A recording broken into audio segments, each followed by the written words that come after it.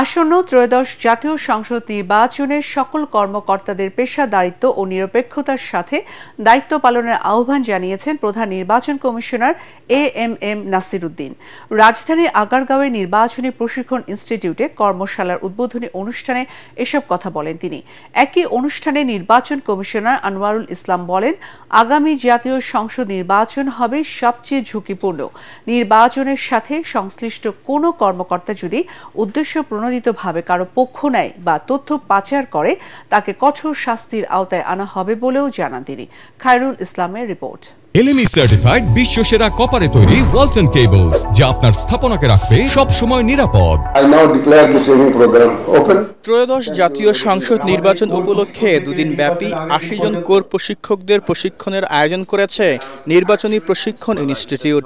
প্রশিক্ষণের উদ্বোধনী অনুষ্ঠানে যোগ দেন প্রধান কমিশনার সহ অপর ৪ কমিশনার।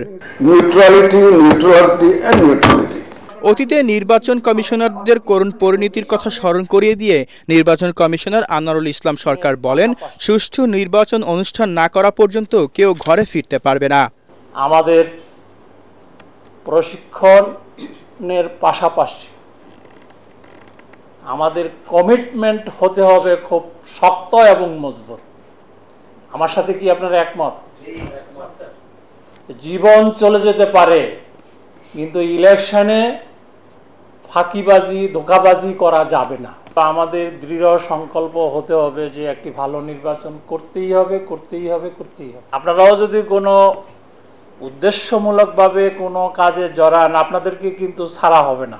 এ সময় নির্বাচনের সকল প্রিজাইডিং ও পোলিং অফিসারদের নিরপেক্ষ থাকার আহ্বান জানান প্রধান নির্বাচন কমিশনার এএমএম নাসির উদ্দিন।